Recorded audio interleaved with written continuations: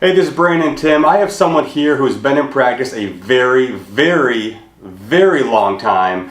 Dr. Berlesman, one of the major constraints in running a practice for decades is increasing your overhead. And we all have to increase our overhead for one specific reason, because we need an ROI on that overhead. There are certain things that are beneficial and certain things that just become overhead. So when do you make the determination of when to cut things? And when do you make things on when to invest in certain pieces of your process so you can get that ROI that everybody's looking for? Yeah, so a great question. That one thing that I always ask myself, number one, I always try to remember that it only takes a couple of seconds to increase your overhead, but it can take years to decrease it if you make the wrong purchase. And number two, I try to always make a decision based upon what's the ROI, that I'd like my overhead to be as high as possible. That a popsicle stand has a much lower overhead than a car dealership. They also make a lot less income. And so we don't want to necessarily just keep our overhead low. We want to make sure that our overhead is in proportion to what we're trying to harvest. That we have these two concepts, that we want to spend less and harvest more. And unfortunately, that simple concept is sometimes difficult to implement. And how we implement that is going to determine our long-term strength and success. I like to compare it to farming, that a farmer wants to have a lower overhead with a lot of capacity and a high harvest. So he wants to plant more seeds and control the cost by diminishing that overhead. I think that's what we have to take into account when we're, as chiropractors, what we're doing. So the farmer's goal is to produce this harvest while planting seeds, and without the seeds, the harvest never happens. The thing that the farmer needs in order to make that happen is some fertilizer, and one of the keys to determining what we want to accomplish in practice is defining what's fertilizer and what's fluff or bull stuff. And we don't want the bull stuff in our office. So when it comes to farming, there's only a couple things that are really needed. We need dirt, we need seeds, and we need some water and sunshine. And if you had a seed that you put in dirt and those things happen, you'll have a plant. But if you want to scale that into a business, you need things that allow growth, the growth engines. So fertilizer and a tractor and GPS technology to let you know where you should plant more seed or less seed, more fertilizer, less fertilizer. And those things are expensive, but they all have an ROI. The things that we're talking about first is, what can we eliminate? What's the fluff? Do you really need matching semis? And do you need company polo shirts and a coffee bar in your barn in order to make that happen? In fact, we kind of had a hard time coming up with these three because farmers are pretty practical people. There's not a lot of fluff in their business, but there is a lot of profit. There's also a lot of growth engines, and they don't skimp on their tractors, they don't skimp on their fertilizer or their technology to make that happen. In chiropractic, it's pretty simple as well, that we have necessities. That means we need to have a spot to put a table and a light over the top of it. And you could do that in your kitchen if you wanted. You would have a chiropractic business. But if you want to scale that into something that's actually a business that's worthwhile, now we're going to have to put some growth engines. We need staff that allows us to have more free time to do what we're really good at, treating patients and evaluating patients, while they do the things that aren't necessarily quite as doctor-driven, maybe applying therapy modalities, teaching exercises, and doing claims billing. We also need software to automate that process, things that make us more efficient, and then ways to market it. That marketing dollars, yes, that's expensive, but without that growth engine, we're not going to scale. We're going to have a popsicle stand instead of a car dealership. The things that we might not need are the fluff, the artwork, the coffee bars, and especially the commissions, the things in practice that just cost more dollars, things that are going to the banks, going to the credit card companies, or going to salespeople that increase the cost without an ROI.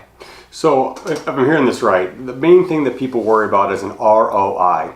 Can you explain what ROI means from this piece? Because so many people live in this necessities standpoint, and they believe they went to school and they learned this technique or they learned this process. However, they're not getting the return on their investment for school. So what differentiates people understanding when to make an investment in staff, software, and marketing? What are those pieces that are so important to build a chiropractic practice? You know, that's the hard part, is differentiating what's fertilizer and what's not fertilizer. That we get into practice and we're kind of in starvation mode. That we know that we need these three things. We need space, utilities, and tables. but we're sometimes not recognizing that we do have to spend a few dollars in order to become more profitable.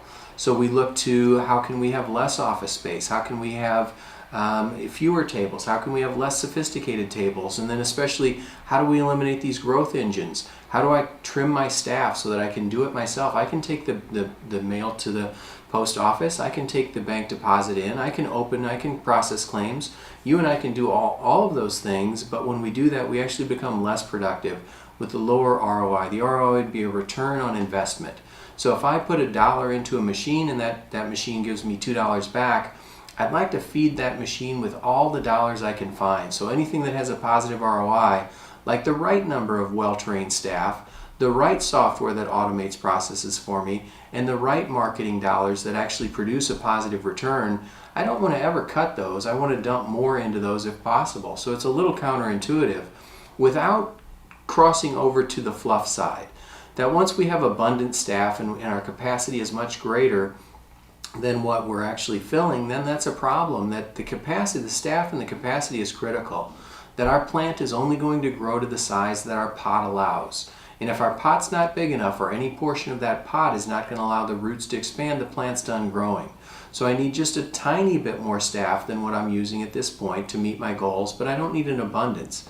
And I certainly don't need things like artwork or coffee bars or high commissions, those things that are not positive ROIs. So one of the things that we can do, we have 5 tips for you here, how to change challenges of financial constraints into opportunities. Anytime that we face challenges, we can sit down and assess, and really that's what ChiroUp was made about. That the initial line for ChiroUp is, if you get kicked and knocked down, are you going to lay there and bleed, or are you going to cowboy up and get up and move? And so that's the foundation of our business, that we want to not lay there and bleed when we're faced with a challenge. We're going to get up and do something. So we have 5 actionable steps of what we can do. And learning to adapt is one of the hardest things that I know I've ever had to do in practice, is to understand whatever got me here is not going to get me there, and to adapt to the changing environments and worldwide things that can happen to us. In fact, right now, if we look at mortgage rates, you can get a lower interest rate, and some people don't want to take the time or energy to talk with their banker, but this may be a good time to do that.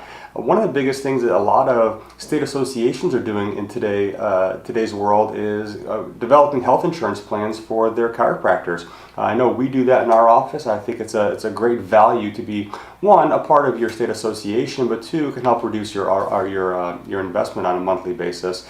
And then one of the biggest things that I see in my personal life, and of course business life, is this telephone. Telephone and internet service is very expensive. Make it a point today to contact your carrier for both your internet and telephone and renegotiate your rate. This is something that can save big dollars on a monthly basis. Yeah, very much so. In the 2 that are on the list, the printing and the office supplies, those are 2 that consistently just ramp themselves up. That you start with a great price and all of a sudden you find it's a lot higher than what it should be. And those higher profit services mean that there's a better chance that they'll be able to knock that rate down. So call the printer, ask them can they do it, and maybe shop online. Take a look at a Vista print online and see, here's the cost, and we love doing business locally if at all possible, but take that cost to the local printer and see if they can match it. Same thing with supplies. We can get those down over time. So number 2, as far as lowering our costs in shopping, is taking a look at the credit card processing costs and banking costs. That a few years ago, we took a hard look at all of our costs, and we found that we could save a couple $100 a month on credit card processing costs. I believe it was right about 1/3, and it had to do with making a phone call. Exactly. That this is something that our credit card processing costs are often limited to your transaction risk. So that's part of a formula, and part of that risk is how often you're scanning a card or using a swiper versus how often are you manually entering it. So simple things like having a swiper on any person who's going to be taking a credit card's computer is going to help lower your transaction risk and lower that fee. But banks are certainly willing to lower those fees, and banking costs as well. That asking local banks, do you have a better plan than what I'm using at this point in time? One other thing that I know that we incorporated last year was saving people's credit cards on file, having the software available within your EHR or third-party app to make sure that a lost credit card or someone forgetting their credit card doesn't interfere with your reimbursement.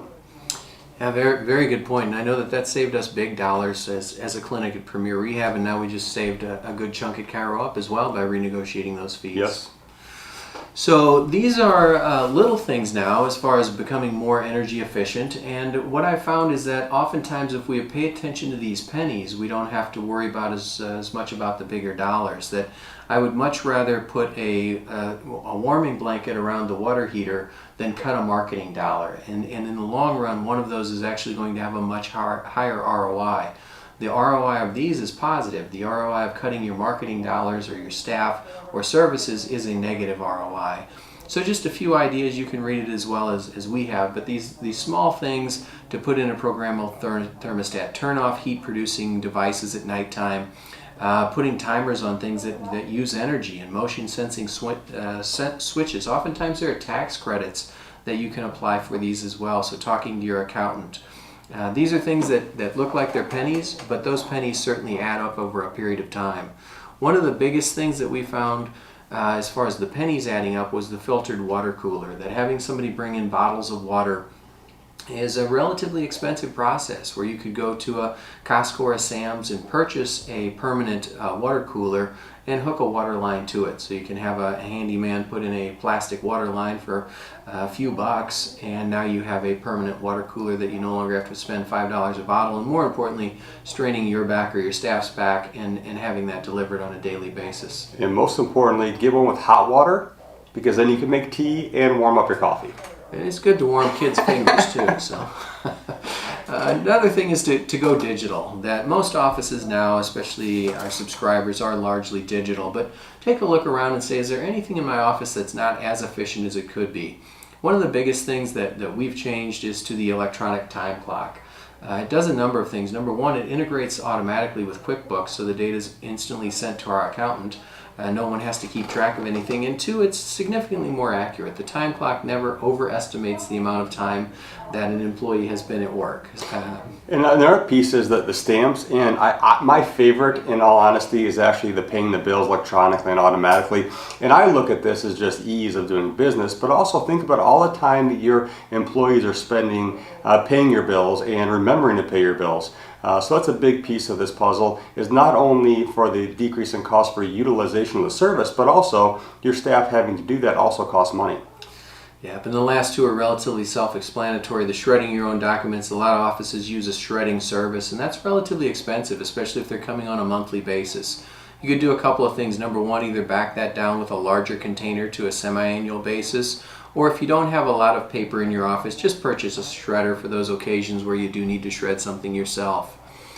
One of the big things that is helpful is getting rid of things that cost interest. These are relatively negative expenses. So if you find that you're in a hole, put the shovel down and quit digging. And a lot of times that shovel is your credit card. So if your credit card is carrying a balance, put it in a drawer and don't use it. And that's my personal rule, that if I'm not able to pay off a credit card bill, whether it be at home or any of the businesses, on a weekly basis, that credit card doesn't continue to get used with any new discretionary fees on it.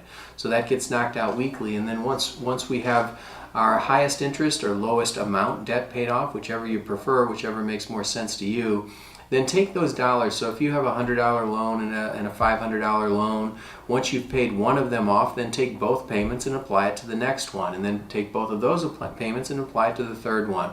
And before you know it, those debts are gone. Now, these are debts that are non-ROI producing debts. If there's a debt that you say, I need this piece of equipment in order to provide this service, and it makes sense and it's going to produce an ROI, that's not something that should be counted as a negative. It's part of a business expense. That's a decision to move your company forward.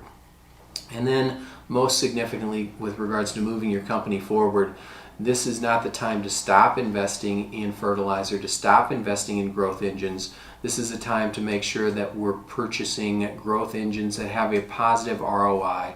So look at each one of those and make sure that that's the case, that your staff is adequate, your marketing dollars are being spent in the best fashion, and that you have software that's automating processes and freeing up staff, which is your most expensive growth engine.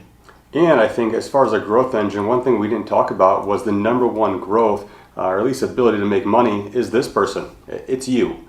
And we need to make sure that you understand that the return on investment is mostly things associated with decreasing the amount of time that you're spending to make that money. Then unfortunately, as chiropractors, the one negative that we have is we are trading time for money. That our services result in that return on investment. So if there are things that you're doing, like taking out the trash, and things you're doing like sending out your own mail, while you can do those things, it's taking away time from generating income. So make sure you're finding those people and processes that you can spend most of your time being the creative one, being the one that's making the money in the treatment room. It's the automate, eliminate, and delegate process. That when it comes to humans and processes, what can we automate? Will the bank pick up the deposit for you? Is there a system that can allow you to do things more quickly, software in particular? What can we eliminate? Do we really need to be checking our social media feeds on a regular basis if it's not non-business? And what can we delegate? Is it possible that your staff can teach exercises, hook patients up on therapy, and take the deposit to the bank? And when we look at each of the tasks that happen in our office and say what gets automated, eliminated, or delegated, we make best use of that growth engine staff and don't necessarily have to increase the staff and free up dollars for other resources.